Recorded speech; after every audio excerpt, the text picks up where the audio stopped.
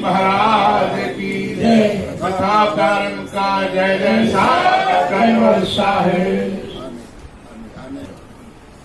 ब्रह्मा विष्ण महेश ईशलो और अवतार समेतो निज पति के निज हुकम विना के ए सब सरख समेतो। આપણે દર પૂનમે જે ચાલે એ કથા આજે ચાલે 3 દિવસની શિબિર આપણી પૂરી થઈ, સક્રત ચિંતામણી ગ્રંથ પણ પૂરો થયો। આજે દર પૂનમે જે અદ્વૈત નિર્વેદ ચિંતામણી ગ્રંથ ચાલે છે એ પણ આજે પૂરો થશે। તો દયાળુ પરમ ગુરુ આપણને જ્ઞાન આપવા માટે કૈવલ ધામમાંથી પરમ વિશેષ અંશ કુબેર સ્વામી નામનું પાત્ર ધારણ કરી અને આ જગત ઉપર આયા। એ જે કરુણા સાગર ભગવાને જે જ્ઞાન બોધ આપ્યો તેના વિશે કહે છે, એના વિશે જ્ઞાન જણાવતા કહે છે કે બ્રહ્મા વિષ્ણુ મહેશ ઈશ લ્યો और अवतार समेत निज पत के निज हुक्म विना के ए सब सरक समेत। काले सक्र चिंतामणीમાં જે વિષય ચાલ્યો એના અનુસંધાનમાં જ આગળ ચાલે।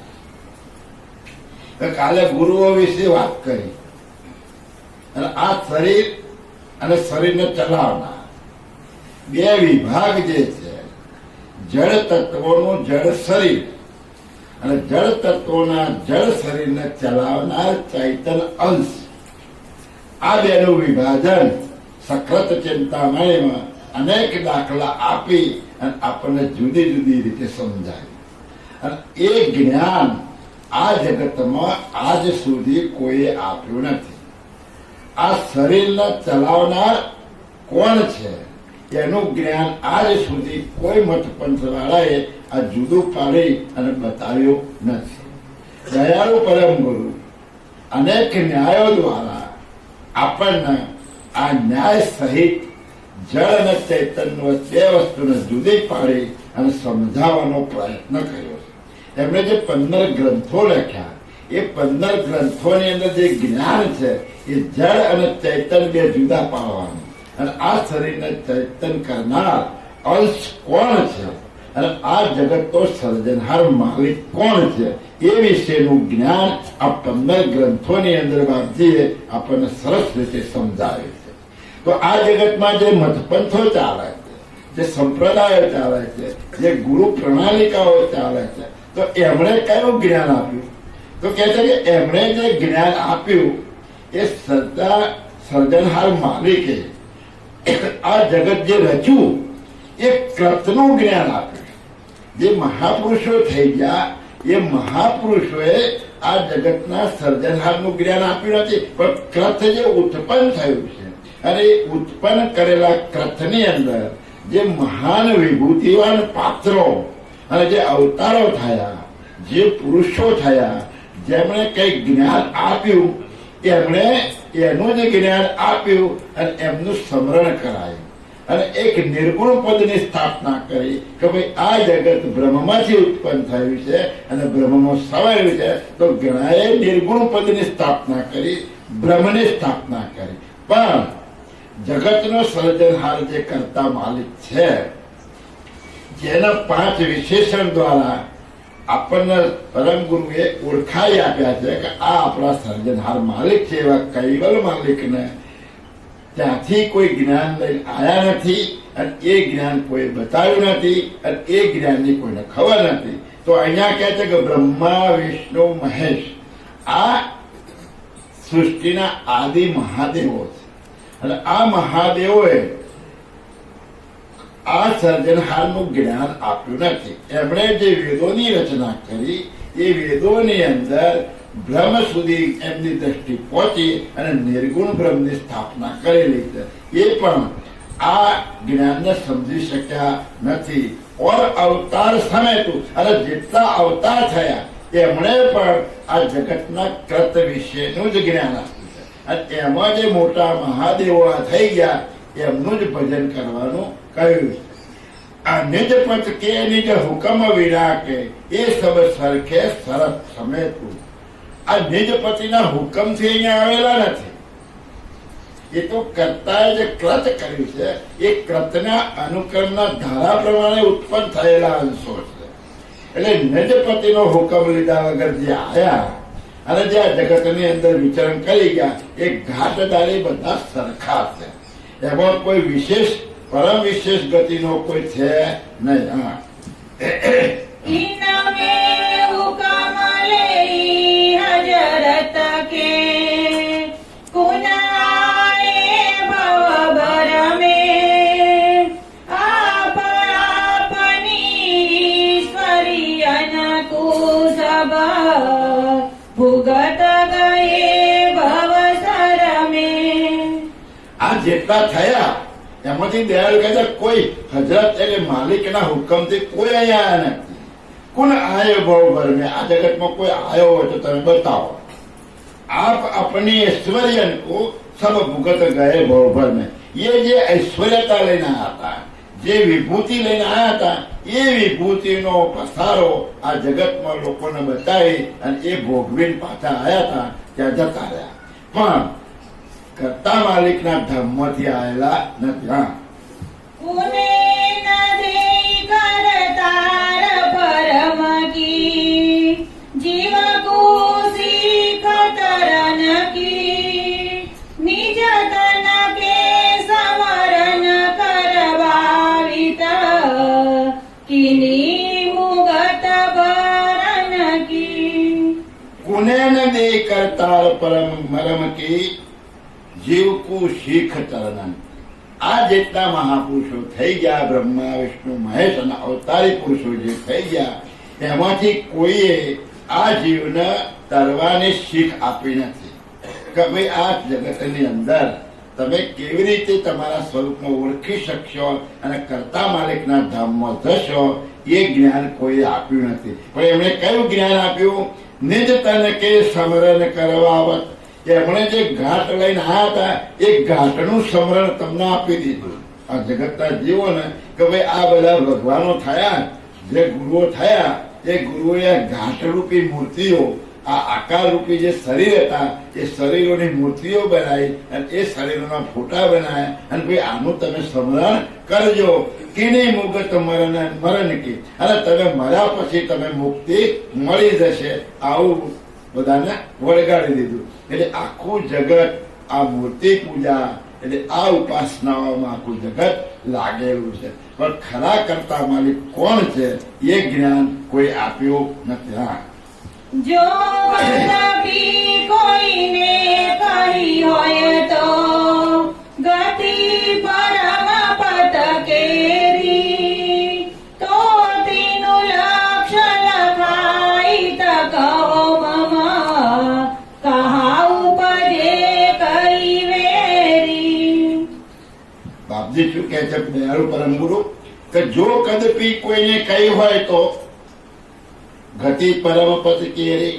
જો આજે બધા આવી ગયા એમાંથી કોઈએ પરમપતિની ગતિનું જ્ઞાન કોઈ આપ્યું હોય તો તમે બતાવો. કોઈ આયા છે અને આ સર્જનહાર મેં જે સર્જનહાર માલિકનું વર્ણન કર્યું હવે કોને ખબર પડે આ બધી વાત કે જેમણે આ પરમ ગુરુના ગ્રંથોનો અભ્યાસ કર્યો હોય, પંચમ વેદનો અભ્યાસ કર્યો હોય એને આ ચોપાઈની ખબર પડે કે ભાઈ પરમ ગુરુ દયાળુ એ ધામમાંથી આવી અને આ જગત કેવી રીતે ઉત્પન્ન થયું છે એનું જ્ઞાન પંચમ વેદમાં એમણે કથ્યું. આ પંચમ વેદ તમે વાંચો હોય તો તમને આ ચોપાઈ ખરી લાગે. એમના તમે કોઈને કહેવા જાઓ તો કે ભાઈ એની સાબિતી શું, તો એની સાબિતી રૂપે દયાળુએ એ ધામમાંથી આવ્યા છે અને સાબિતી આપવા માટે આ ગ્રંથોની રચના કરી કે ભાઈ આ જગત કેવી રીતે ઉત્પન્ન થયું. આ કોઈ પ્રશ્ન પૂછે કે ભાઈ આબો પેલો ગોટલી પહેરી, ઈંડું પેલું કોઈ મુરગી પહેરી, તો કોઈ જવાબ એનો આખા જગતમાં મળતો નથી. કોઈ કે આબોલ, કોઈ કે ગોટલી, કોઈ કે ઈંડું, કોઈ પણ એનો મૂળ ઉત્પન્ન ક્યાંથી થયું તો એ જ્ઞાન તમને પંચવેદમાં દયાળુ એ પરમ ગુરુ એ સમજાયું કે ભાઈ પ્રથમ શું ઉત્પન્ન થયું, આ બીજા કેવી રીતે બન્યું, એમાં શું મસાલો પડ્યો, એ બધું જ્ઞાન પરમ ગુરુએ આ ગ્રંથોની અંદર એમણે આપણને જેમ જેમ સમજાયું છે. કેમ સમજાયું કે એ પોતે પરમ ધામમાંથી આવ્યા, કરતા માલિકના ધામમાંથી આવ્યા. કરતા માલિકે જ્ઞાન એમને બક્ષેલું છે. એમણે આ પરમહંસને પ્રથમ ઉત્પન્ન કરી અને એની દ્રષ્ટિ સમક્ષ આ જગતને ઉત્પન્ન કરેલું. એટલે આ પરમ ગુરુને બધા જ્ઞાનની ખબર છે. એટલે દયાળુ કે છે કે તો તેનું લક્ષ્ય લખાય જ કહો મમ કહા ઉપજે કોઈ. જો તમે કોઈ લક્ષ્ય લાયા હોય આ કરતા માલિકનો તો મને તમે બતાવો કે સર્જનહાર કોણ છે, મને સમજાવો તો ખરા કે કઈ રીતે તમે આ કરતા માલિકને સમજો છો. એટલે દયાળુ કે છે કે આ કોઈ લક્ષ્ય લાયા નથી, અને લાયો તો લાવો, ક્યાંથી લાયા તમે, આ લક્ષ્ય ક્યાંથી લાયા એ તમે મને સમજાવો.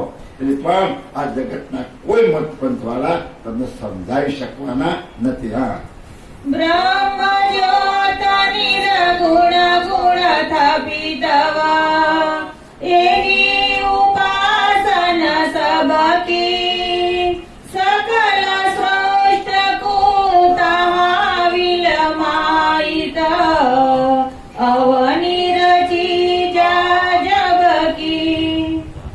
બ્રહ્મ જ્યોત નિર્ગુણ થપિત એહી ઉપાસન સબકી સકલ સૃષ્ટિ તહા વિલમાયિત અવનિ રચી જાજબકી. દયાળુ શું કહેવા માંગે છે કે બ્રહ્મ જ્યોત નિર્ગુણ થપિત આ બધા જે મહાપુરુષો જે થઈ ગયા એમણે છેલ્લું પદની સ્થાપના કરી. તો કયા પદની સ્થાપના કરી, તો કોઈ બ્રહ્મની સ્થાપના કરી. આ જગત બ્રહ્મથી ઉત્પન્ન થયું છે અને બ્રહ્મ સમાવેશ થવાનો છે એવો સિદ્ધાંત નક્કી કરી અને બ્રહ્મપદની સ્થાપના એમણે કરી. તો બીજાએ શું કર્યું કે જ્યોતિનારાયણની સ્થાપના કરી કે આ બ્રહ્મમાંથી પ્રથમ જ્યોતિ સ્વરૂપ ઉત્પન્ન થયું છે. બાપજી આખું અંગ બનાવ્યું છે તો પ્રથમ અમલી જ્યોત સ્વરૂપા જ્યોતિ છે ભાઈ શક્તિ અનુપા જ્યોત શક્ત મેં કિયા વિલાસા તેન પુત્ર પુત્રી ભાઈ તેનું પુત્ર પુત્રી કે ભય સ્વામીનું આ આખું અંગ બનાવ્યું કે હવ પ્રથમ બ્રહ્મમાંથી જ્યોતિ સ્વરૂપ ઉત્પન્ન થયું અને એ જ્યોતિ સ્વરૂપમાંથી શક્તિ ઉત્પન્ન થઈ અને એ જ્યોતિ અને શક્તિએ સંમત કર્યો અને એમાંથી 3 પુત્રો અને 3 પુત્રી થઈ. ब्रह्मा को सावित्री संगे, विष्णु को लक्ष्मी अर्धांगी, शंकर को उमिया भाई नारी, तीनों देव भय गरबारी. આ એકબીજાના લગ્ન કરી અને આ આખો સંસાર આગળ ચાલુ કર્યો. તો દયાળુ કહે છે કે આપણે શું કર્યું કે કોઈ નિર્ગુણ બ્રહ્મની સ્થાપના કરી, કોઈ જ્યોતિની સ્થાપના કરી અને કોઈ આ સગુણ પુરુષો જે મહાપુરુષો થઈ ગયા એમને સ્થાપિત કરી અને આ જગતને વળગાડી દીધું.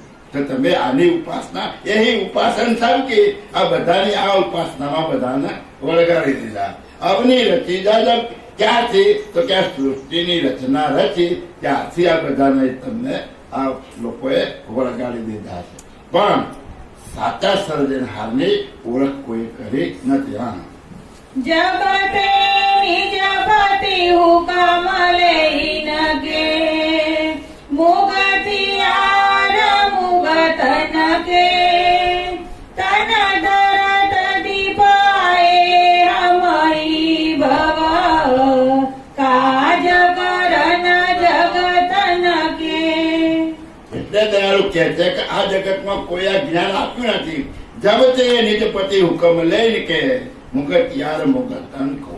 એટલે હું નિજપતિના ધામમાંથી એમનો હુકમ લઈ અને કુલ મુખત્યાર નામું પરવાનો લઈને આવ્યો છું. કયો પરવાનો? કે આ જગતના જીવોને મુક્ત કરવાનો જ્ઞાનરૂપી પરવાનો લાવ્યો. કયો પરવાનો? જ્ઞાનરૂપી પરવાનો લઈ અને ત્યાંથી હું આવ્યો છું. શા માટે આવ્યો છું? તન ધર દીપ આય હમ હી ભવ કાજ કરન જગત કે.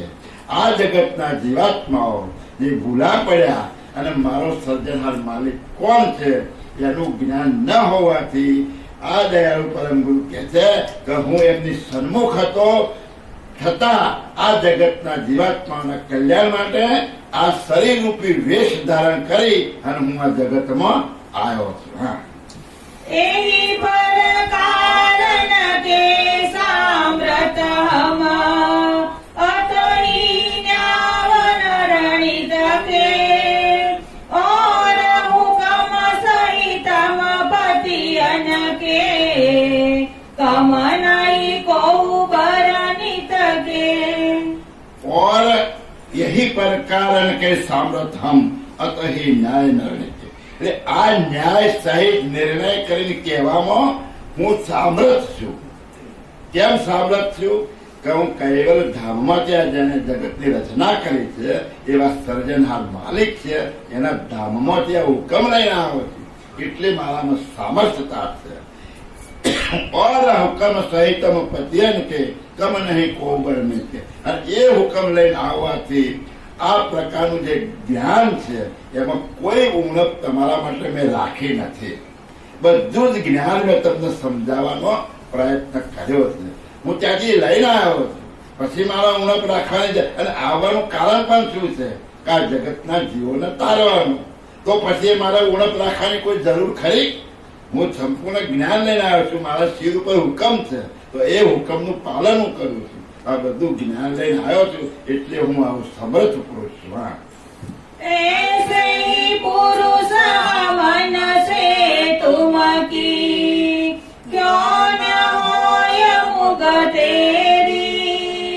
अहो अहो धन धन जीवन तुम भई सतसंग मेरी. આ બધું ક્યારે બોલ્યા હતા? શાસ્ત્રમાં હયાત હતા ને ત્યારે બોલ્યા. હા, શાસ્ત્રમાં જે હરિજનો ભક્તજનો હતા એની સન્મુખ આ બધી ચોપાઈ બોલી, એના ગ્રંથો લખેલા હતા. તો એસે હી પુરુષ હમન સે તુમ કી ક્યાં ના હોય મુક્તિ. એટલે હું આવો પુરુષ ત્યાંથી આવ્યો છું. આ શરીર ધારણ કર્યા તો મારાથી તમે મુક્ત કેમ ના થાવ?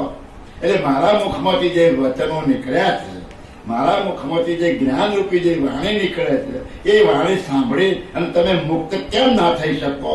કારણ કે હું એ ઘરની વાણી લઈને આવ્યો છું. અહો અહો ધન્ય ધન્ય જીવન તુમ ભાઈ સત્સંગ હમેરી. તો તમને ધન્યવાદ છે સજ્જનો કે આ મારો સત્સંગ, આ મારી વાણી તમને સાંભળવા મળે છે. અને આ મારી વાણી સાંભળી અને તમે પરમ ધામમાં જઈ શકશો. માટે તમને ધન્યવાદ છે કે તમે મારા સત્સંગને સાંભળો છો. તો આપણે પણ કેવા ભાગ્યશાળી છીએ કે આ દયાળુ પરમ ગુરુના વચનો આપણને સાંભળવા મળે છે. આ વચનો કોના છે? પરમ ગુરુના છે, મારા નથી.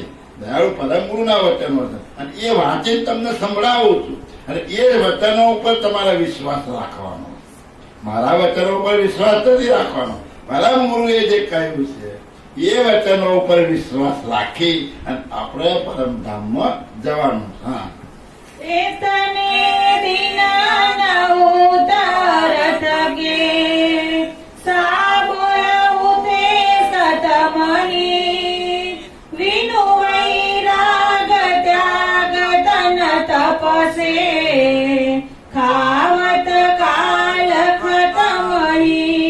इतने दिन अनहूत अर्थ के साबोल हुते सतमही.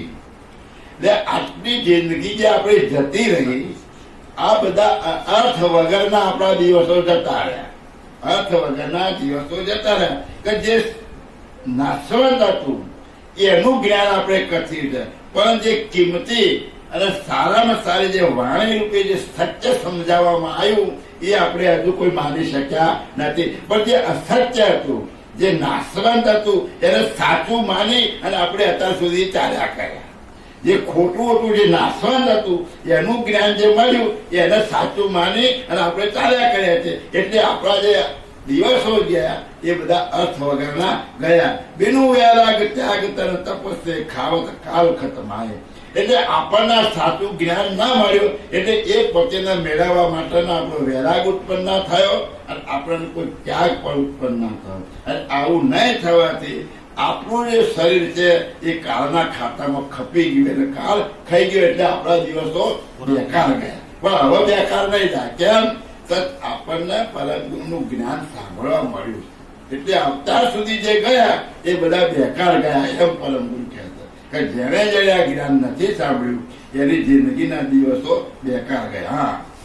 તો ભગત કેવું કામ ક્યાં ભગવા ભેખ ધરીને કે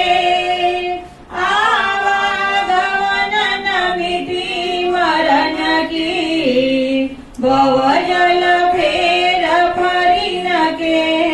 એટલે દયાળુ પરમ ગુરુ આ સંતોને ભક્તોને વેશધારી ભગવાઓને કહે છે કે તમે આ વાણી નથી સાંભળી અને નાશવંત વસ્તુઓને તમે કરતા માલિક માની બેઠા છો, જેનામાં ક્રિયા શક્તિ નથી એવી વસ્તુને તમે ભગવાન માનીને કે સર્જનહાર માનીને બેઠા છો. એટલે અત્યાર સુધીના બધા દિવસો તમારા બેકાર ગયા. તો આ ભવ તજ કેવું કામ ક્યાં ભગવા ભેખ ધરીને. તો આ ભગવો વેશ ધારણ કરીને તમે શું કર્યું અત્યાર સુધી? તમે ખોટો વ્યર્થ સમય ગુમાયો. આવા ગવનના મીટી મરણ કે ભવજલ ફેર ફરી. તમારા જ્ઞાનથી તો આવા જવાનું મટ્યું નથી. આ જગતમાં પુનરપી જનનમ પુનરપી મરણમ, આ આવું ને જવું મરવું ને જન્મવું એ તમારા જ્ઞાનથી તો મરવા જવાનું મટ્યું નથી. તો પછી આ જ્ઞાનનું કરવું શું? અને તમે જે ભેખ ધારણ કરી અને સંપ્રદાયોની સ્થાપના કરી તો એનો મતલબ શું?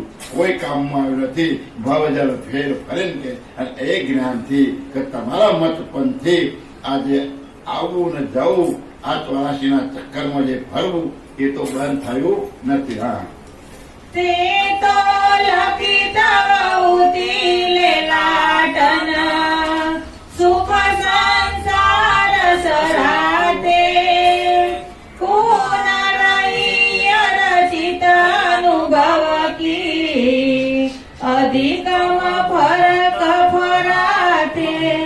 તે તો લખીતા હોતી લેલાટન સુખ સંસાર સરાત. એટલે તમે આવો બધો વેશ તો પહેર્યો અને વેશ પહેરીને કર્યું શું? આ જ્ઞાન કથી અને લોકોના પૈસા લઈ અને તમે સંસારનું સુખ ભોગવ્યું. શું ભોગવ્યું છે? સંસારનું સુખ ભોગવ્યું ને સંસારમાં તમે મોજ કરી છે. અને આ સંસારનું જે સુખ હતું એ તો લખીતા હોતી લલાટ, તમારા લલાટમાં લખેલું હતું. તો તમે આ ભગવો વેશ ધારણ કરી અને આ જ્ઞાન તમે જે નાશવંતનું જ્ઞાન કર્યું એમાંથી તમને શું મળ્યું? તમે જે કર્યું એનાથી તો જગતને લૂંટ્યું અને એમાં તમને કઈ ફાયદો થયો નથી. કુન રહી અરચિત અનુભવ કી અધિક કમ ફરક ફરાતે. તો તમને અલૌકિક જ્ઞાન જે છે આ શરીરની રચના કેવી રીતે થઈ અને આ શરીરનો ચલાવનાર કોણ છે એ અલૌકિક જ્ઞાનની ખબર તો પડી નહીં અને એનો તમે અનુભવ ના કર્યો. તમારા જ્ઞાન દ્વારા તો આનો અનુભવ થાય એમ નથી. એટલે તમે એનો અનુભવ કર્યો નથી તો અધિક કોઈ ફરક પડ્યો? તમે ગમે તેમ સમજાયા મત પણ તો થાપી પણ કોઈ ફરક પડતો નથી. હા,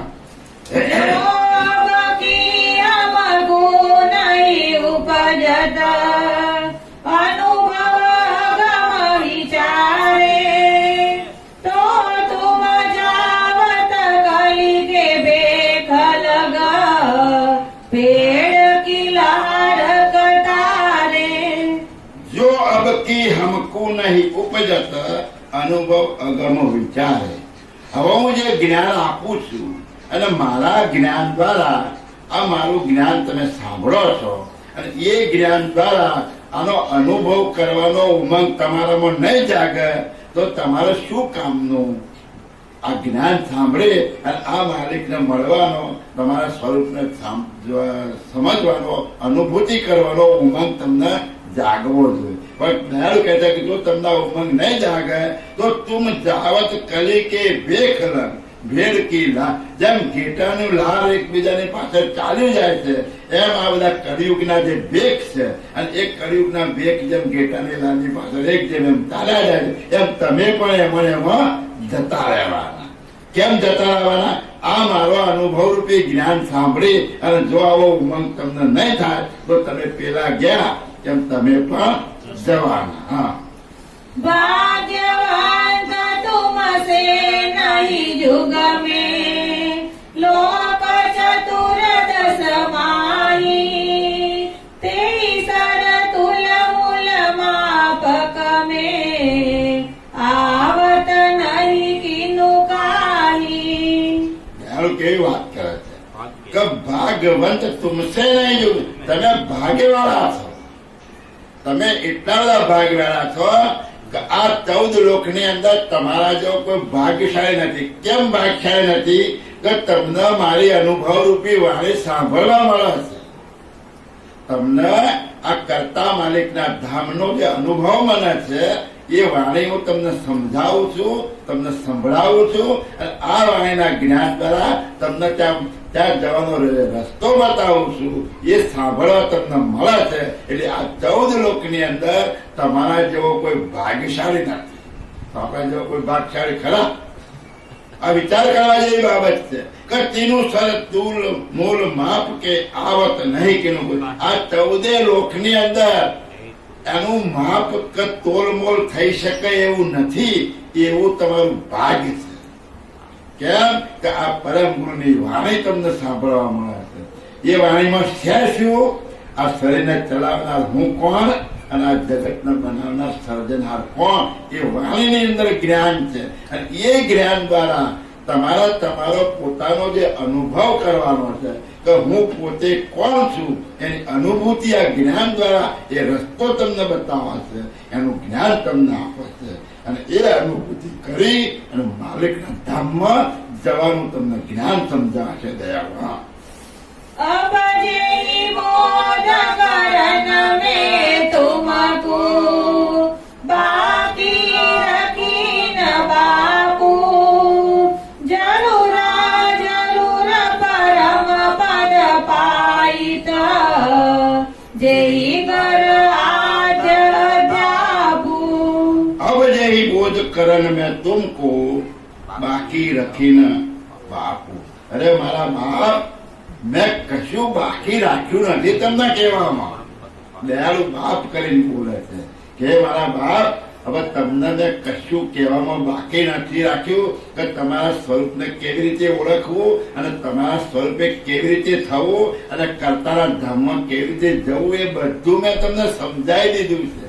તો આખોને ખબર પડે ત્યારે કથા તો થાય છે પણ આગળ આખો ગ્રંથ પૂરો થયો. આપણે એ બધું મગજમાં છે કે દયાળુએ શું શું કહ્યું છે, તમારું સ્વરૂપ કેવું બતાવ્યું છે, એને મેળવવા માટે કઈ ચરી પાડવી પડે, કઈ રહેણી કહેણી પાડવી પડે, કેવું ભજન કરવું પડે, એ બધું જ આમાં કહી દીધું. એટલે દયાળુ કહે છે કે બાપ, મેં તમને બધું જ કહી દીધું છે કે તમારો અનુભવ કરવો અને કર્તાના ધામમાં જવું એ મેં કોઈ વસ્તુ બાકી રાખી નથી. જરૂર જરૂર પરમ પદ પાય જહી કર આજ અધ્યાપું. તો આ મારું જ્ઞાન જો તમે સાંભળ્યું હોય અને એક એક વસ્તુનો તમે નિર્ણયપૂર્વક તમારામાં એનું આલોચન કર્યું હોય, એનો વિચાર કર્યો હોય, એનો વિવેક કર્યો હોય અને એ પ્રમાણે તમારા અંતસ્કરણમાં જો ઉતાર્યું હોય તો ચોક્કસ તમે પરમ પદ પામશો એવી બાપજી ગેરંટી આપે છે. મારે આ જ્ઞાન દ્વારા તમે 100% આ પરમ પદને પ્રાપ્ત કરી શકશો. જે ઘર આજ અધ્યાપું, જે ઘેરથી તમે આયા છો, તમારું જે મૂળ ધામ છે, તમારું જે મૂળ ઘર છે ત્યાં તમે પહોંચી જવાના. પણ ક્યારે? આ મારું જ્ઞાન જેમ છે એમ વિલોકન કરી અને જીવનમાં ઉતારશો તો. હા, પણ રહેણી કરણી સે પાવત तेरी तो हाथ तुम्हारे मेरे तड़पन की तुम वन को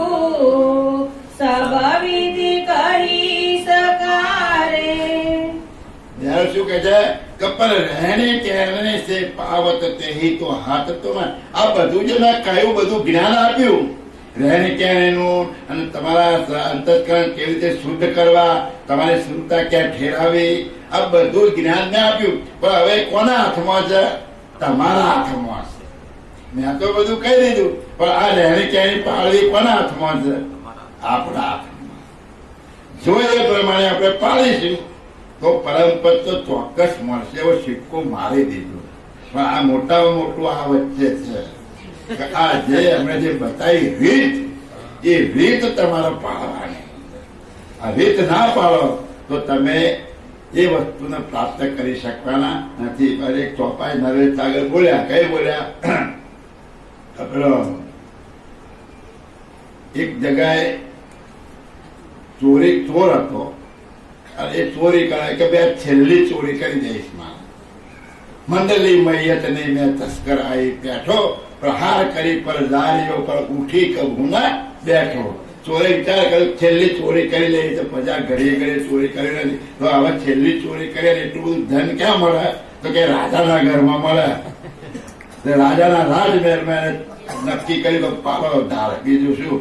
એટલે રાજાના રાજમહેલમાં ધાર પાડો નક્કી કર્યું અને ત્યાં ઘૂસ્યો તો ખરો, પણ ખખડાટ થયો ને જાગી ગયા પડી બૂમ એટલે નાઠો. હવે એવો નાઠો, હવે એની પાછળ સિપાહીઓ પડ્યા રાજાના. તો નાઠો 5, 10, 20, 25 કિલોમીટર જતો રહ્યો. ત્યાં આગળ એને બીક કે મારી પાછળ છે તો આ મને પકડી લેશે, મને મારી નાખશે. સવાર તો થઈ ગયું હતું એટલે નાઠેલો. તો હવે ત્યાં એક ગામની અંદર આ પેલો રોગ મરકી નામનો રોગ ફેલાયેલો. તે કોઈ મરી ગયું હોય એના બાળી આવે અને પાછા આવે તો 2-3 જણા મરી ગયા હોય પાછા, એટલે એના પાછા ઉપાડી એને બાળી આવે અને પાછા આવે એટલે બીજા 2-4 જણા પાછા મરી ગયા હોય. એટલે પેલા બાળવા જનારા હતા એમને વિચાર કર્યો કે ઢગલો થવા દે આપણે, મરેલો નો ઢગલો કરો અને પછી હામટા બાળી તો ઘડી કરી જવું ના થાકી જઈએ છે. એટલે ગામમાં જેટલા મરી જાય ને એનો નાખ ભેગા. ત્યાં મોટો ઢગલો થયો.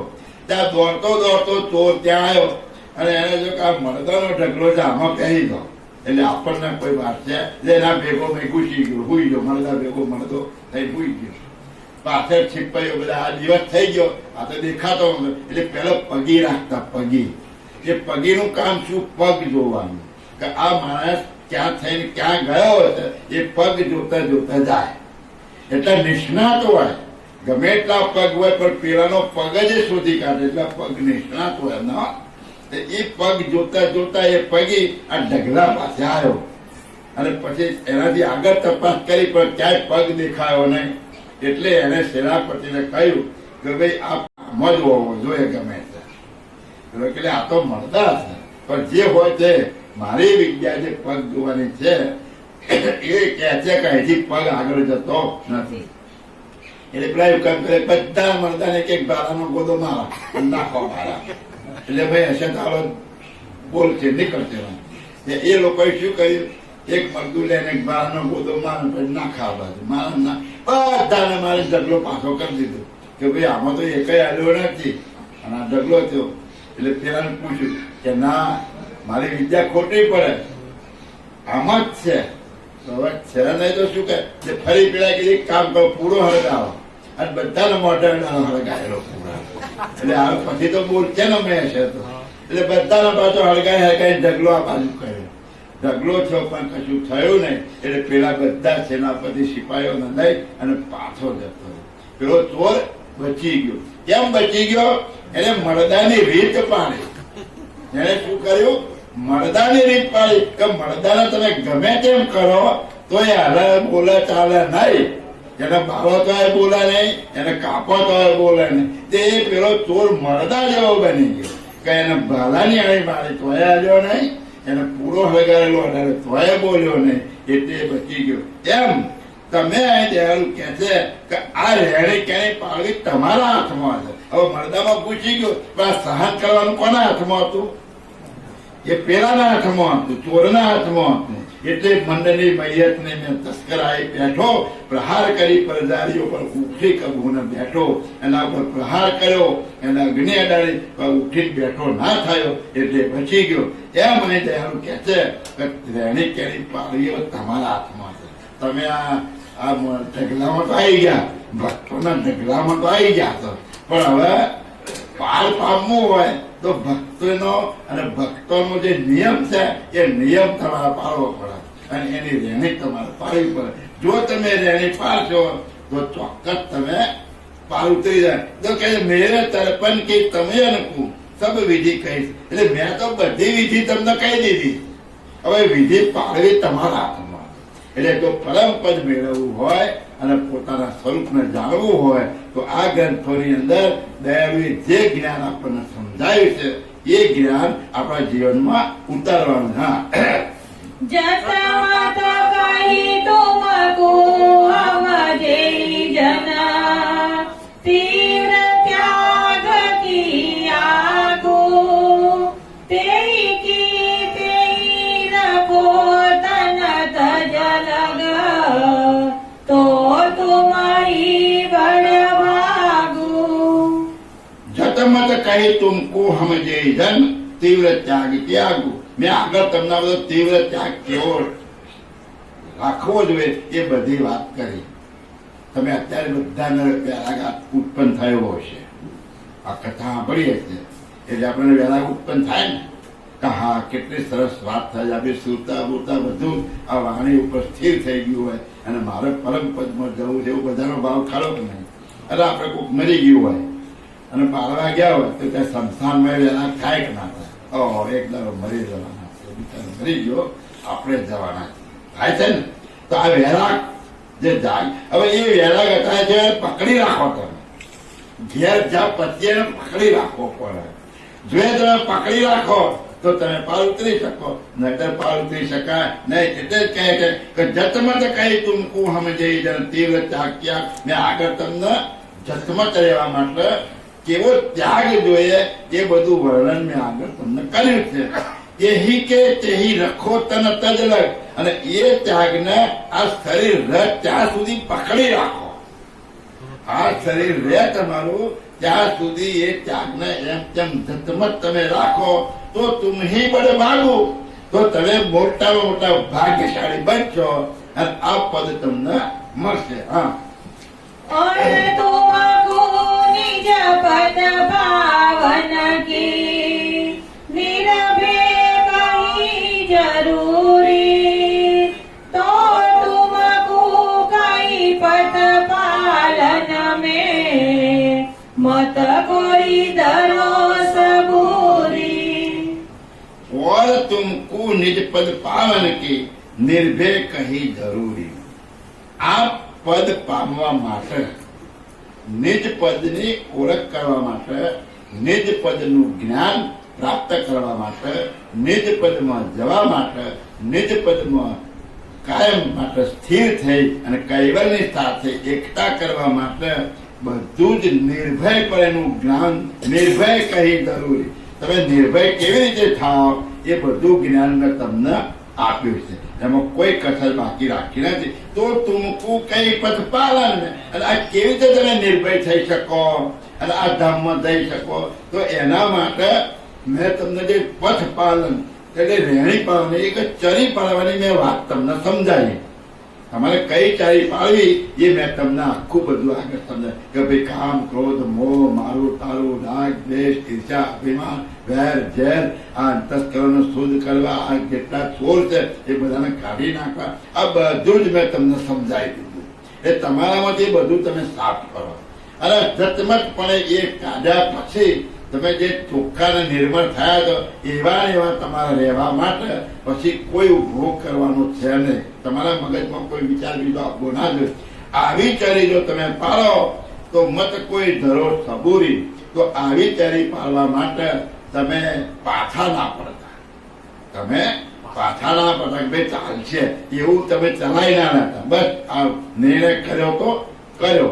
એના માટે આ નિર્ણય ચોક્કસ હોય તો તમને આ જ્ઞાન તમારામાં ઠરશે, બાકી ઠરે એવું નથી. હા, जैसे वेद देता खदकु चरी बिन रोग न जाई हम वैदक भगदु खदरज के पाथ विनु पद नहीं पाई.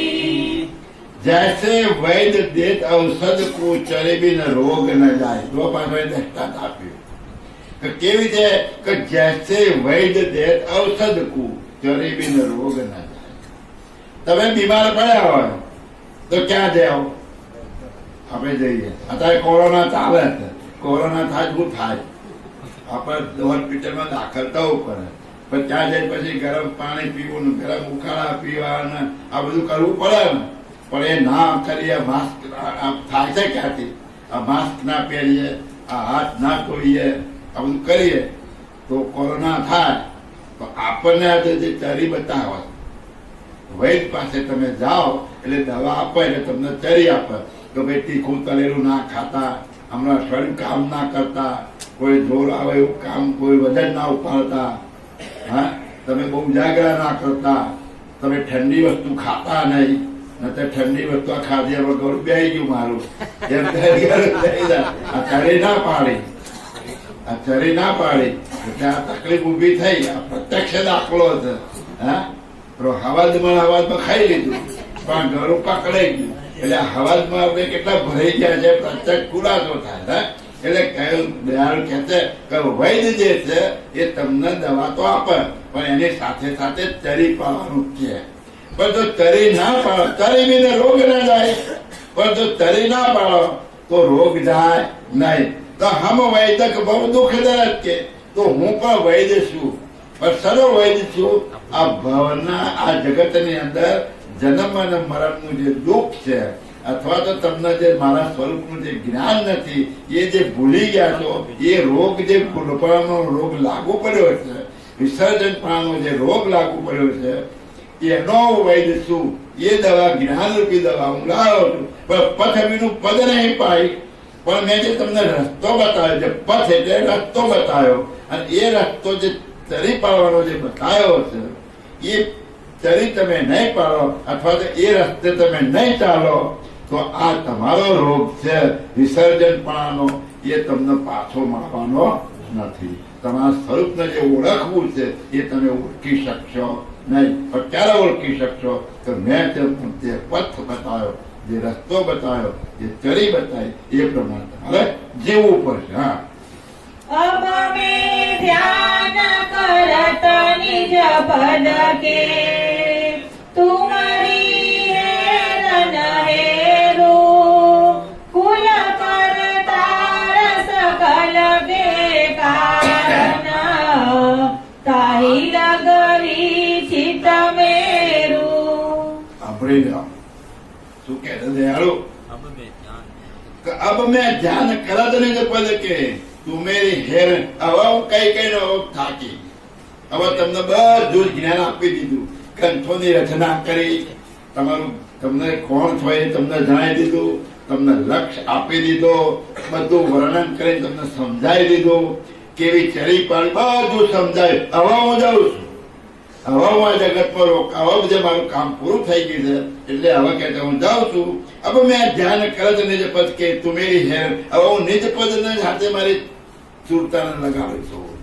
હવે મારું ચિત્ત હું નિજ પદની સાથે લગાવું છું. હવે ફરીને તમારી સામે હું જોવાનો નથી. બોલો, આપણે ના પાડી તો તમે એનું ભજન કરશો તો એ કેવી રીતે જોશી? અમે તો ના પાડી કે હવે તો હું મારા માલિક સાથે જ ચિત્ત ચોંટાડી બેસવાનો છું, તમારે એમાં ફરીને જોવાનો નથી. પણ એને જોવાની જરૂર ક્યાં છે? તમને જ્ઞાન બધું આપી દીધું છે. આ 15 ગ્રંથો તમને આપી જાય છે. એ જ માનવાનું છે ને. તમારે માનવાનું શું છે? એમનું જ્ઞાન કથેલું છે, એમની જે વાણી છે, એમના જે વચનો છે અને એમાં જે રીત બતાવી છે એ રીત પ્રમાણે તમારે ચાલવાનું છે. તો તમે તમારા સ્વરૂપે થઈને કરતાને મળવાના હતો.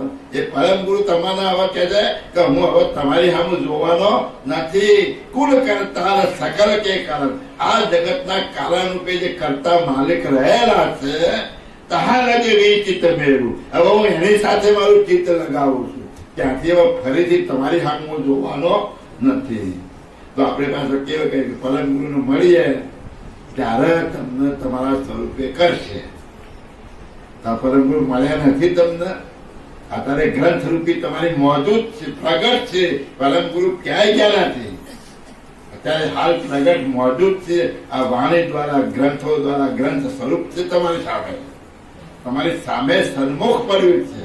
નયનો આગે નાથ ઉભા છે. તમે એનું વિલોકન કરો, એનું અવલોકન કરો, તમે એને સમજવાનો પ્રયત્ન કરો. આજ મારા ગુરુ છે મને સમજાવે છે.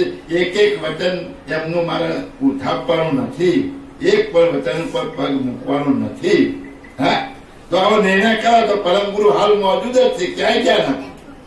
પણ આપણે ટેવ પડી છે આ પૂતળું ગોતવાની કે એ જો મળી જાય ને એમના શરણમાં છે ને માથા હાથ મૂકી દે એટલે આપણું કલ્યાણ થઈ જાય. તો એવા પરમ ગુરુ હવે પાછા જડવાના નથી. એમણે જ ના પાડે ને કે હું તો મારું ચિત્ત ક્યાં લગાવું છું?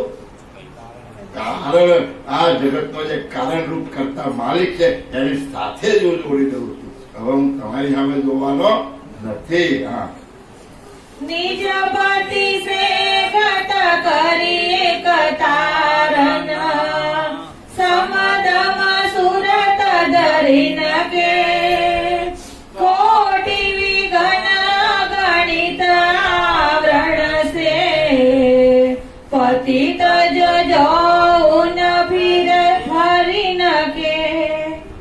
બહુ ગમગતી વાળી ચોપાઈઓ છે. આ ચોપાઈને તમે સામાન્ય ના ગણતા. એ જાહેરમાં બોલવું અઘરું.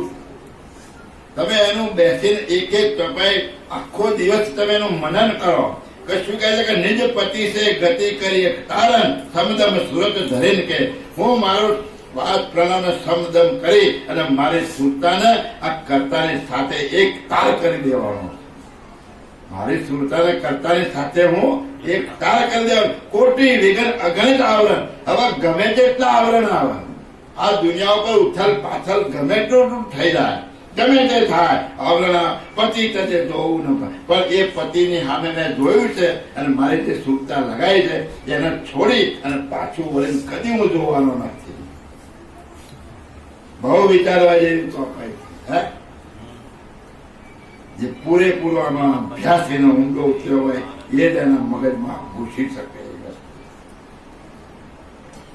દયાળુની એક એક ચોપાઈનું મનન કરવું એ બહુ અઘરી બાબત છે અને મનન કર્યા વગર આ સમજાય એવું પણ નથી. એટલે દયાળુ કે છે, હા શું કે છે? આવરણ વિઘન 34. આવરણ વિઘન વિક્ષેપ કરન કે, જાલદી તનક તરસના, તેહિ સકલ કુમેટ કરી તજપ, તજી હરસ રસ રસના. આવરણ વિઘન વિક્ષેપ કરત હી જહાં લગી તનક તરસના.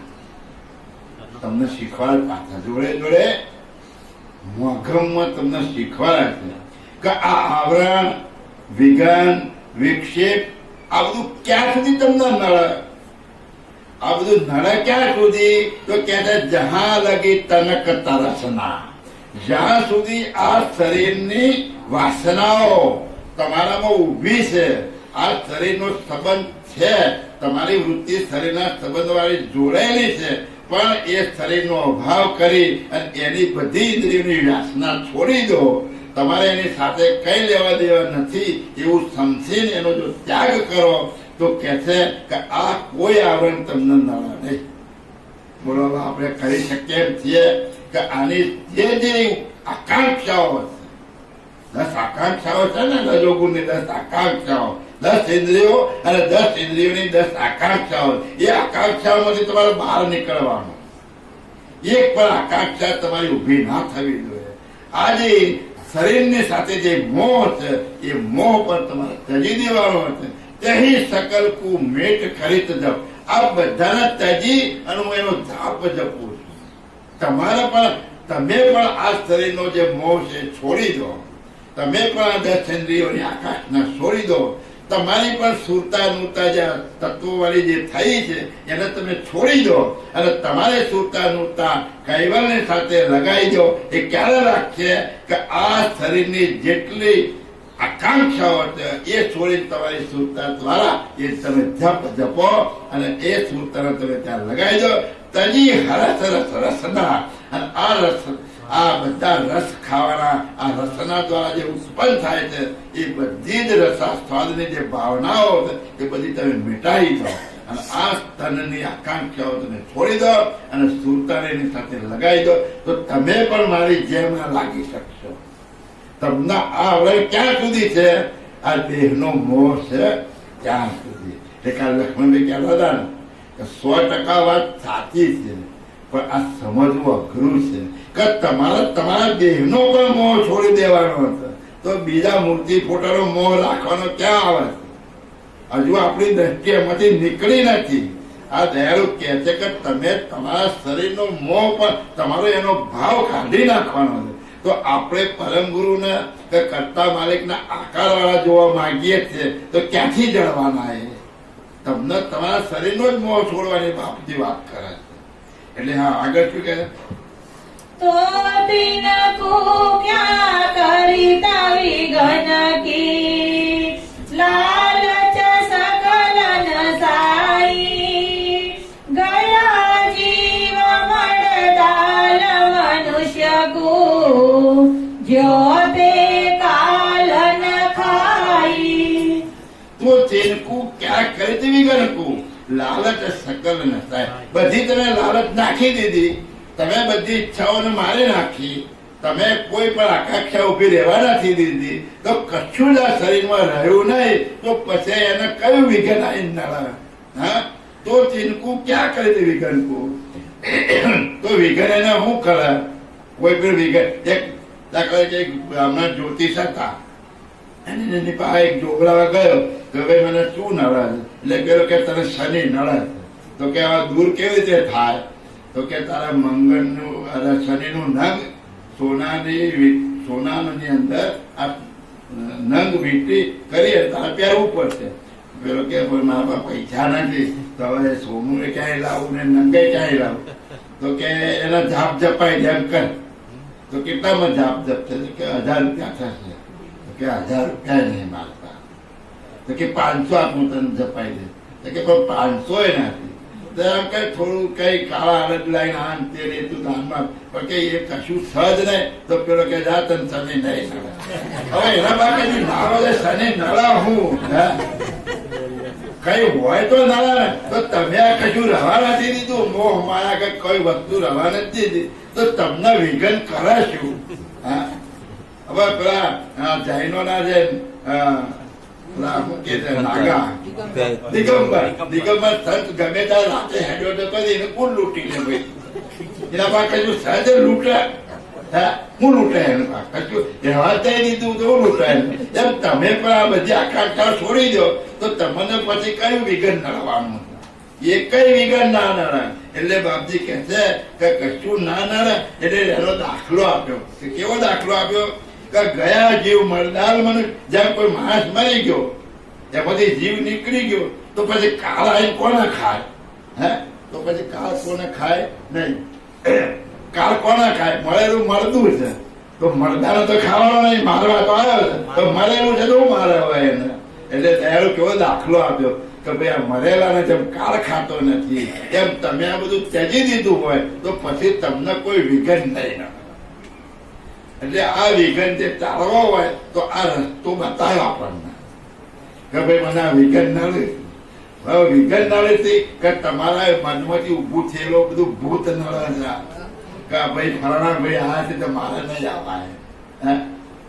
આજે મહેમાન આવ્યા છે તો મારા કથામાં નહીં એટલે મહેમાન આવ્યા છે તે બે રહું વધારે ને ઘેર ખાવાનું બનાવીને ખાઈ લે છે 2 કલાક પછી અમે આવીશું કેમ ના ચાલે પણ ના એમને ખોટું લાગે તો પણ તમે નિર્ણય લીધો હોય છે મહેમાનને ખબર પડે તો ભાઈ આ પૂનમે ઘેર રહેતા નથી એટલે આવ્યો હોય તો પછી ખોટું ના પણ તમારે આવું દર કહી દેવું પડે મહેમાન ગમે ત્યાં આવ્યા હોય કોઈ હગો વાળો હોય એને ખબર પડે પૂનમના દાળ સાથે ચાલે એટલે એમને ખબર પણ તમે આવું દ્રઢતા કરો તો એટલે દયાળુ કે છે કે આ બધું જે મનુષ્ય જે મળતું હોય એને કાળ ખાતો નથી એમ તમને પણ તમે જો આ રીતે રહેશો તો તમને પણ કોઈ નડવાનું નથી હા સકલ સાજ સુખ સહિત સમરધિ છતે તજિત તદવતહિ ઉદે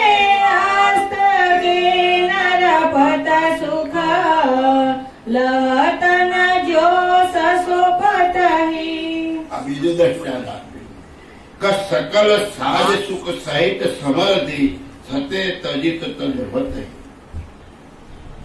કોઈ રાજા મહારાજા ઉદય અસ્તકે નરપત સુખ લહત ન જો સતોપતિ કેમ કોઈ રાજા મહારાજા હોય તો હવે એની પાસે સુખ સમૃદ્ધિ કેટલી બધી હોય એની સમૃદ્ધિ એની સુખની કોઈ સીમા ખરી એટલું બધું સુખ હોય સકલ સાજ બધા જ સાજ બધું જે માગે પાણી માગે તો દૂધ હાજર થાય એટલી એની સુખ સમૃદ્ધિ છે પણ દયાળુ કહે છે એ જો ત્યજી દીધું હોય તો એ તજે કેવી રીતે એનાથી છોડાય ખરું પણ દાખલો આપ્યો કે જેમ આ રાજા રાતે ઊંઘી જાય અને એને સુસુપ્તિ દશા લાગી જાય તો સુસુપ્તિમાં સુખ હોય ખરું એને કશું ભાન હોય છે દાખલો આપ્યો કે આવો રાજા હોવા છતો સુસુપ્તિ દશામાં કઈ એને ભાન હોતું નથી કે હું રાજા છું મારા ગાથી છે ઘોડા છે રાણીઓ છે બધું ભૂલી જાય એમ તમે જો તજી જાઓ બધું તમે સુસુપ્તિ વત બની જાઓ સંસારથી તમારા શરીરથી સુસુપ્તિ વત બની જાઓ અને આ બધું છૂટી જાય તો જેમ સુસુપ્તિમાં પેલાને સુખ નથી દેખાતું એમ તમને પણ તજી દેશો તો તમને આ સંસારનું સુખ તમને નહીં દેખાય તમને નહીં દેખાય એટલે નહીં નડે તમને હા એહી પરકાર કરિત જાગ્રત મેં પર હરિ પાસ સકલહિ નિરાલંબ થઈ નિરત નિરંતર અવિગત વિગત કલહિ यही प्रकार करित जागृत में पर हरि पास सकले એટલે જે બધા બંધન થાય એવા જેટલા સુખ સમૃદ્ધિઓ છે એ બધું તમે આ રીતે છોડી દો અને આ રીતે તમે આવી જાગ્રત દશામાં આવી સ્થિતિ ઊભી કરો ઊંઘવામાં તમને સુસુપ્તિ લાગે છે એટલે બધું ભૂલાઈ ગયું ઘર બંગલા ગાડી મોટર બધા ઊંઘે છે અને બધાને સુસુપ્તિ અવસ્થા લાગે છે અને સુસુપ્તિ અવસ્થામાં કોઈને ભાન હોય છે ખરું તો જાગ્રત દશામાં આ ઊભું કરો તમે આ સ્થિતિ જાગ્રતમાં ઊભી કરો કે મારી પાસે કશું જ નથી કોઈ સુખ સમૃદ્ધિ છે જ નહીં આ શરીર જ નથી મારી પાસે એવું જાગ્રત દશામાં તમે ઊભું કરો આપણે જે બધી જે તનુમાનસાન આ બધી ઈચ્છા કરી એને શું કહેવાય એમને હા ભૂમિકાઓ આ જે ભૂમિકાઓનું જે જ્ઞાન કથીએ છે આપણે એ ભૂમિકાનો પુરુષ કે એ ભૂમિકાનો પુરુષ છે હવે ત્યાં ગયો છે ના પણ એ ભૂમિકા તમારા અહીં જાગ્રતમાં ઊભી કરવાની તમારા જાગ્રત દશામાં એ ભૂમિકા પ્રમાણે રહેવાનું છેલ્લી જે અવસ્થા કઈ કે ભાઈ ત્યાં આગળ સહેજ શૂન્ય અવસ્થા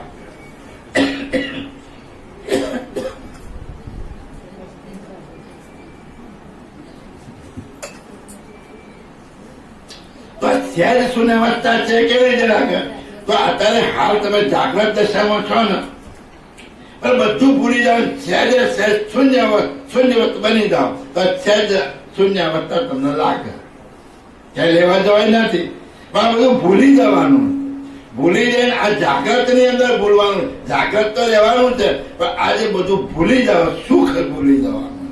અને સહેજ શૂન્યમાં તમારી સુખતા લાગે તો એ ભૂમિકાના પુરુષ તમે કહો. એટલે અહીં દયાળુ એ કહે છે કે यही प्रकार કરિત જાગ્રત. આ પ્રકારે તમે જાગ્રતમાં સ્થિતિ ઉભી કરી દો, તમે બધું ભૂલી જાઓ. તમે જ્ઞાન સહિત, તમારું જ્ઞાન ભૂલવાનું નથી. તમે છો હાજર એ ભૂલવાનું નથી. તમે પોતે છો, પણ મને આ કશું લાગતું નથી, મને કોઈ મોહ ઉત્પન્ન થઈ શકે એવો નથી, એવી સ્થિતિ તમે સર્જો તો કે છે નિરાલંબ થઈ નિરત, તો તમે નિરાલંબ થઈ જશો. કોઈ પણ આલંબન વગરના તમે થઈ જશો. અને એ આલંબન વગરના થશો તો અવિગત કી ગત કરે. તો આ અવિગત વસ્તુ જે છે એને તમે કરી શકશો, તેને તમે પ્રાપ્ત કરી શકશો. તમારી સુરતા ત્યાં ઉભી રહી શકશે. પણ ક્યારે આ બધો સાજ ઉભો થાય તો જો આ ન થાય તો આ થઈ શકે એમ નથી. એટલે દયાળુએ દરેક ગ્રંથોની અંદર તમને સમજાવવાનો પ્રયત્ન કરે. તો આ પણ પ્રશ્નો કરે છે કે ભજન કેવી રીતે કરવું, આ ભજન કરવાની રીત. હા, રાતે બધા કહે કે ભજન કઈ રીતે કરવું, તો આ ભજન કરવાની રીત બતાવી દીધી. તમને હાલ ભજન લાગી જાય બેઠા બેઠા. અરે બેહવું એને આપણા ફરતા ફરતા લાગેલું જ રહે ભજન, છૂટ જ નહીં. દયાળ કહ્યું કે મારી સુરતા હવે ત્યાંથી ખસે નહીં. તમને કોઈ વસ્તુ વિક્ષેપ કરે જ નહીં. તમે બધો ત્યાગ કરી દો છો. કેવી રીતે ત્યાગ કર્યો છે? તમારા અંતસ્કરણો દ્વારા ત્યાગ કર્યો. મન બુદ્ધિ અહંકાર ચિત્ત નથી, એ અંતસ્કરણો દ્વારા ત્યાગ કર્યો છે. તમને આ ત્યાગ ક્યાંથી કરવાનો છે? આ અંતસ્કરણો ચાલુ છે ત્યાં સુધી તમે ત્યાગ નહીં કરી શકો. અને એ જ અંતસ્કરણો શુદ્ધ બની જાય તો એ ત્યાગી બની જાય. એ જ અંતસ્કરણો ત્યાગી બની જાય. એ જ અંતસ્કરણો પેલાનું ચિંતન કરતા થઈ જાય. પણ કેમ? અત્યારે એને મોહ લાગ્યો છે. આ 5 તત્વોનો જે ઘાટ બનાવ્યો છે, અને એ ઘાટની અંદર જે રસ મૂક્યા છે, જે માત્રાઓ મૂકી છે, જે આકાંક્ષાઓ મૂકી છે, એ આકાંક્ષાઓની અંદર આ એટલા તત્વો મશગુલ બની ગયા છે. અને એની જે ચાસમી મળે છે એ એને મોજ આવે છે. અને આ મોજ છોડવા માટે એ તૈયાર થતો નથી. ગમે એટલું જ્ઞાન પીરસવા થતો એમાં મશગુલ આપણે રહીએ છીએ. એટલે આ સ્થિતિ ઉભી કરી શકતા નથી. એટલે ભજન કેવી રીતે કરવું, આ બધું ભજન જ કરવાની રીત બતાવી છે. દયાળુએ બધી ભજન કરવાની રીત તમને બતાવી. પણ હવે આવું કરવું તો ક્યાં જવું? આ સંસાર છોડી દેવો પડે. તો ક્યાં જઈએ? સંસાર છોડી જંગલમાં જાઓ, તો જંગલમાં જાઓ તો પેલા નડે પાછો વાઘ ને ચિત્તા ને આમ મચ્છર ને બધું ના લાગે. અહીંયા મચ્છર ખાઈ જતું ક્યાં ગયા? ભાઈ આશ્રમમાં જઈશું શાંતિ. પણ મચ્છર ખાઈ પાસે ફટાફટ એ હક ના લેવાય. તો હક ક્યાં છે? તો સુખ ક્યાં છે? તમે જ્યાં છો ત્યાં જ છે. ક્યાં છે? જ્યાં છો ત્યાં. પણ ક્યારે મળે? આ જે મોહ રૂપી જે માયા છે, જે બધો મોહ છે, શરીરનો જે મોહ છે, આ મોહ ક્યાંથી ઉભો થયો છે? આ શરીરમાંથી ઉભો થયો. કોઈ કહે ભાઈ શરીર તો જળ છે, અને જળ શરીરમાં મોહ કેમ ઉત્પન્ન થાય? તે વાત ખરી છે કે પણ જળ શરીરને ચેતનવંત તો કર્યું છે કોણે? અંશે કર્યું છે તે એમાં ફળ રહ્યો છે. જો એને ચેતન ના કર્યું તો એને કશું ના થાય. પણ એને ચેતન કર્યું એટલે બરાબર ને. હે, આજે તમે કહો કે ભાઈ હવે ઘરની જંજાળ માંથી નીકળતું નહીં, તો જંજાળ કરે ઉભી કરી? તમે ઉભી કરી ને તો પછી નવરાઈ ના મળે. એમાં કોઈ ઉખાડ પેલા વિચાર કરવો તો ને. જંજાળ આપણે ઉભી કરી, બીજા કોઈ ઉભી કરીને અને તમે ઉભું કરીને તમે કરોડિયો ઝાડ બનાવે અને પછી એનો એ ફસાય. કરોડિયો ઝાડ બીજાને ફસાવા માટે કરે, પણ ભરાઈ પડે એનો એ. આપણે આ જગત ઉભું કર્યું છે. એટલે આપણું જગત આપણને કર્તાનું જગત નથી નડતું. કર્તાનું જગત કોઈ ઝાડ તમને રોકી ના રાખે. કોઈ હોનાના દાગીના 50 કિલો ઘરમાં પડ્યા હોય તો એ તમને ના કે મૂકી ના જશો, એવું ના કે. એટલે કર્તાનું જગત તમને જ નડતું. આ ગાયો બેઠો પુત્રો તમને નડવા ના આવે, પણ તમારું ઊભું કરેલું તમને નડાય. હું નડાય છે? આપણું ઊભું કરેલું આપણને નડાય. એટલે હવે આમાંથી છૂટવો કેવી રીતે? તો પહેલાથી સમજી અને એ ઊભું ના કર્યું તો પહેલાથી કોણ સમજ્યા? પહેલાથી જે બાબાની જે હોય એ સમજા. પણ એને ડખો પડે કે હારા લહેર આ કરે છે રહી ગયા આપણે. તો એ સાવધાન પામી શકતા નહીં. એ ભરાઈ પડે છે પાછા. એ ભરાઈ પડે એટલે તકલીફ તો બધી પૂરેપૂરી છે. પણ રસ્તો બરાબરે બતાવ્યો છે કે ભાઈ એનો તમે એ બધું છોડી દો. હા, એ બધું છોડી દો કે ભાઈ આ જળ શરીર છે ને એને મોહ નહીં થતો. તો મોહ કેમ થાય? તો પરમગુરુએ ભાઈ બતાવ્યું પંચાવેદમાં કે ભાઈ માણસનો ગાંઠ જે બનાવ્યો પુરુષનો ગાંઠ એના પરમકાંડ દેહની અંદર 8 ભાગ નિરંજન તત્વના અને 2 ભાગ અવ્યાકૃત તત્વના મૂક્યા. એમાં 8 ભાગ જે નિરંજન તત્વના હતા એમાં 7 ધાતુ બની. આખો ગાંઠ નિરંજન તત્વનો બને. અને અવ્યાકૃતના 2 જે ભાગ હતા એમાંથી એક ભાગનું ડાબું અંગ બને. આ પુરુષનું ડાબું અંગ હોય ને એ પ્રકૃતિનું છે, શક્તિનું છે. એક ભાગનું એ બને. હવે એક ભાગ જે વધ્યો ને એના 2 ટુકડા કર્યા કે એક નેત્ર સ્થાને મૂક્યો અને એક ઉપસ્થ ઇન્દ્રિય પર મૂક્યો. હવે હામું સ્ત્રીનું જે શરીર બન્યું એના બરાબર કાર્યમાં 8 ભાગ અવ્યાકૃત તત્વના મૂક્યા અને 2 ભાગ નિરંજન તત્વના મૂક્યા. એટલે આખું શરીર અવ્યાકૃત તત્વનું બનેલું છે. સ્ત્રીનું શરીર આખું કેવું બન્યું? અવ્યાકૃત શરીરનું. અને એમાં જે 2 ભાગ નિરંજનના મૂક્યા એમાં જમણું જે શરીર એમનું જમણા ભાગમાં જમણી નાળી જે બધા બનાવી એ નિરંજન તત્વના 1 ભાગની બનાવી. અને એમનામાં નિરંજન તત્વનો 1 ભાગ વધ્યો ને એમાંથી અડધો ભાગ આંખમાં મૂક્યો અને અડધો ભાગ ભક્તિ ઉપર મૂક્યો. હવે આમાં જોવા પૂરું અવ્યાકૃતનું છે અને એમાં અડધો ભાગ મૂકેલો છે એટલે તરત ખેંચાય. હવે આ ડખો એમણે કર્યો છે અને ભગવાન કહે છે કે તમે આમાંથી છૂટો. બે ના મૂક્યો હોય તો વાંધો હતો. હવે સ્ત્રી પુરુષ ના જોવે તો એની આંખમાં નિરંજન તત્વનો ભાગ મૂક્યો અને આખું પુરુષ નિરંજન તત્વનો. એટલે એ જોવે એટલે એ સજાતી એનું ખેંચાણ કરે. હવે આ કેવી રીતે કરે? તો એનો રસ્તો બતાવ્યો પાછો. પરમગુરુ ઉપર આપણે દોષ ના એને બતાવ્યું તો ભાઈ એને કહ્યું એ ખરું કે જેમ પેલો કેલ્મીગર જે આવે છે આ તમે અને એ પછી એ તાંબાનું ને પેલું રૂપાનું ભેળસેળ કરે છે. આ લાકડી કીધે સોનાનો દાગીનો બનાવ્યો તો એમાં તાંબુ મિક્સ કરે છે પણ એ તાંબુ ક્યાંય તમને દેખાતું નથી. એ સોનાના ભાવે વેચાય. સોનાના ભાવે તો તમારો જે અડધો ભાગ છે તમે એના જ્ઞાનથી જ્ઞાન ભક્તિને વૈરાગ્યના તાપથી તપાઈ અને એ અવ્યાકૃતનો ભાગ તમે નિરંજનના ભાગમાં મેળવી દો. અને સ્ત્રીઓએ આ જ્ઞાન ભક્તિને વૈરાગથી નિરંજનનો જે ભાગ છે એને આ જ્ઞાન ભક્તિને વૈરાગથી તપાઈ અને એને અવ્યાકૃતમાં મેળવી દો. પછી કોઈને મોહ થાય નહીં. એના દાખલા છે કે ભાઈ સુખદેવ મુનિ થઈ ગયા. સુખદેવ મુનિ થઈ ગયા તો એક જગ્યાએ મોટું તળાવ હતું. ત્યારે તો બધા નાવાને ક્યાં ઘેર ચકલીઓ હતી, બાથરૂમ કોઈના નતા. એટલે જંગલમાં તળાવ હોય, ગામમાં તળાવ હોય એટલે નાવાનું હોય. એ સરોવરની અંદર સ્ત્રીઓ નાખી અને એ કપડા વગર નાખી. ત્યાંથી કોઈ સાધુ પુરુષ પેલા સુખદેવ નીકળ્યા એટલે નાતો તો એમને આ કર્યું. એમને તો કઈ એમને ખબર હતી, જ્ઞાની હતા કે આ જાય છે પણ મળેલા મળતા જેવો છે, આની આંખમાં કઈ છે. પણ એની પાછળ બીજા 2-4 સાધુ એને દોડી કપડા પહેરી લીધા. એટલે પેલા લોકોએ પૂછ્યું કે આવું કેમ? પેલો ગયો તાર તમે કપડા ના પહેર્યા અને અમે નહીં. એટલે પેલો કે એની આંખમાં વિકાર નથી અને તમારા આંખમાં હજુ સ્ત્રી પુરુષનો ભેદ રહેલો. તમારા શરીરમાં સ્ત્રી તો આ ભેદ છે ક્યાં? તમારી આકાંક્ષામાં. આ જે રૂપ માત્ર તમારી આંખમાં મૂકી છે એમાં ભેદ છે. પણ એ ભેદને ચલાવનાર કોણ છે? અંશ છે. અંશ સર્વોપરી છે. એ આકાંક્ષાને દબાવી હોય તો અંશ દબાવી શકે છે. સ્ત્રી ઘાટનો અંશ હોય કે પુરુષ ઘાટનો અંશ હોય એને દબાવી શકે છે. જો દબાવી ના શકતો હોય તો આ જ્ઞાન કથું માથા પડે. પાછું આ જ્ઞાન કથું માથા પડે ને તો એ જો તત્વો ફેરવી ના શકે તો એ જ્ઞાની કેવી રીતે થાય? એનો ત્યાગ કઈ રીતે કરી શકે?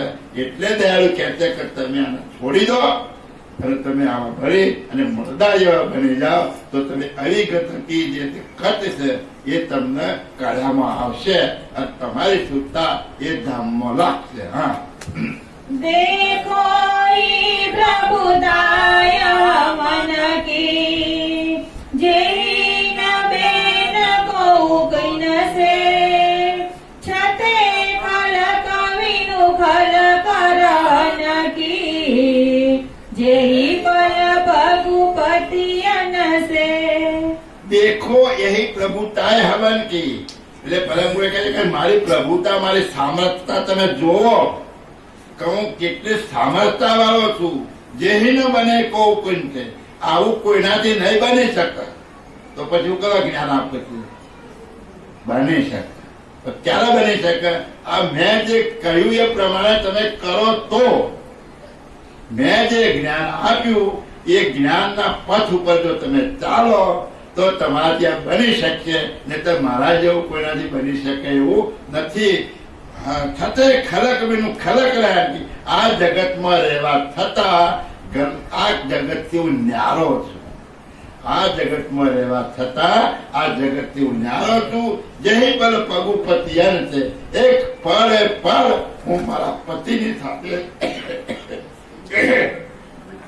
એક એક પળ પર મારા પતિની સાથે સુરતા લાગેલી છે, ત્યાંથી ખસતી નથી. હા, या विधि अलग रहित विकल्प से सुरत निरत अनुरगही राखी रहत जत मत जुगतन से दरिद ज्ञान तब लगही.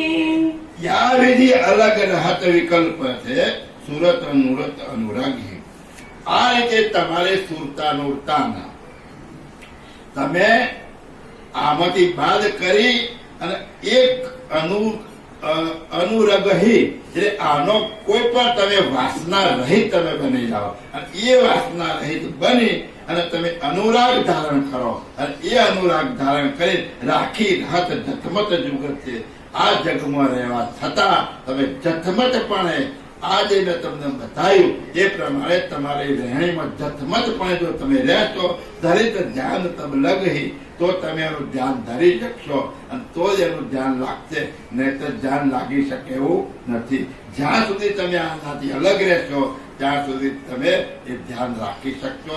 આ એક કલ્પભર મુદત સુધી તમે આ માલિકનું સુખ તમે મેળવી શકશો. હા, ऐसे लक्ष्य रहित तन तज लगा बहुरूपति न पे जाऊं कहे कुबेर कल्प पर जंतही फेरी नहीं तसे आऊं. ऐसे ही लक्ष्य रखित तन तज लग બહુરૂપતિ પે જાઉં. એવી રીતે કે હું આ મારું શરીર અંસ્વરૂપી શરીર જ્યાં સુધી રહેશે ત્યાં સુધી કે છે હું કર્તાની સાથે એકતા રાખી અને રહેવાનો છું. ત્યાં સુધી હું કર્તાની સાથે એકતા રાખીને રહેવાનું. કહે કુવેર કલ્પ પરજન. અને પછી આ કલ્પ સુધી ફેરી નહીં તસી આવું. પછી આ ફરીથી હું આવવાનો નથી. આ કલ્પભરની મુદત સુધીનું જે સર્જનહારે જગત બનાવ્યું છે અને આ અંશોને પણ કલ્પભરની મુદતના બનાયા છે. ત્યાં સુધી કે ફરીથી પરમ ગુરુ કહે છે કે હું પછી જગતમાં પાછો આવવાનો નથી. કહેવાનો મતલબ શું? ત્યારે કહે છે કે જગતની અંદર પરમ ગુરુ એક કલ્પની અંદર એક જ વખત આવે અને એક જ વખત આવી અને આ જ્ઞાન આપણને આપી જાય. હવે તમારે જો તરવું હોય તો અહીં જે કુબેર સ્વામી નામનું પાત્ર ધારણ કરીને આયા અને એમણે જે જ્ઞાન આપણને બક્ષિસ આપ્યું છે 15 ગ્રંથો દ્વારા જે આપ્યું છે જ્ઞાન, એ જ્ઞાનનું વારંવાર વિલોકન કરવાનું, વારંવાર એનું વાંચન કરવાનું અને એને સમજવાનો પ્રયત્ન કરો. એક એક ચોપાઈને 100 વખત તમે વાંચો ને તો 100 વખતે તમને નવી સમજ પડે એવું અદ્ભુત જ્ઞાન છે. દયાનું જ્ઞાન એટલું અદ્ભુત છે, એટલે કહ્યું છે કે અદ્ભુત જ્ઞાન હમારા હો સંતો, અદ્ભુત જ્ઞાન હમારા જાણે કોઈ જાણનારા. કોક જાણનારો જે વિલોકન કરનારો હશે એ જ મારા જ્ઞાનને જાણી શકશે, બાકી બધાના કામ નથી અહીંયા. તો આપણે ભાગ્યશાળી છીએ, પુણ્યશાળી છે, બધું બાપજીએ કહ્યું આપણને. તો આ ઘાટ આપણને મળ્યો છે, આ જ્ઞાન મળ્યું છે, આ લક્ષ્ય મળ્યો છે. તો હવે આપણા જીવનમાં આપણું સંસારનું સુખ અથવા તો સંસારના કાર્યો કરતા કરતા દરરોજ એક અડધો કલાક કાઢી અને આ ગ્રંથનું વાંચન અને લક્ષ્ય ભજન ફરજિયાત કરવું જોઈએ. અને આપણું જીવન આખું સેવામય નિર્લેપ ગુજારવું જોઈએ. આટલું જો કરીશું તો ચોક્કસ આપણને વારંવાર મનુષ્ય અવતાર મળશે અને એ મનુષ્ય અવતારમાં આનું આ જ્ઞાન પાછું તમને મળ્યા કરશે. અને આ જ દેહે તમારે એનો ફેસલો લાવવો હોય તો પણ આવી શકાય એમ છે. એમણે જે રસ્તો બતાવ્યો એ રહેણી કહેણી પ્રમાણે રહી અને આ જ દેહે તમારે પરમ પદ પ્રાપ્ત કરવું હોય તો પણ કોઈ રોકનાર નથી. એટલે દયાળુ કહે છે કે હું હવે એની સાથે કાયમ એકતામાં રહીશ, હવે હું આ જગતમાં પાછો નહીં આવું. હું કહે છે એક જ વખત આવું છું, વારંવાર પેલા અવતારો આવે છે એ હું વારંવાર આવતો નથી. હા, સુખ કે સાગર માહી જગોલા, કરુ કરુણા નિધ જાહી, કહે કુબેર કલ્પિત સુખ કારણ, ઈત આવન કજ કાહી. સુખ કે સાગર માહી જકોળા. હવે કેવું કરતા માલિકના ધામમાં જઈ અને તે સુખનો જે સાગર ભરેલો છે એમાં હું જગોળા મારીશ, એમાં ડૂબકીઓ મારી એની મોજ માણીશ. બોલો એ કેવો સુખનો સાગર હશે? કોઈ કલ્પના કરી હશે કે આ એ મસ્ત પાણી હશે, ગરમ ઠંડુ, એમાં નાવાનું હશે. આ વર્ણન થાય એવું નથી.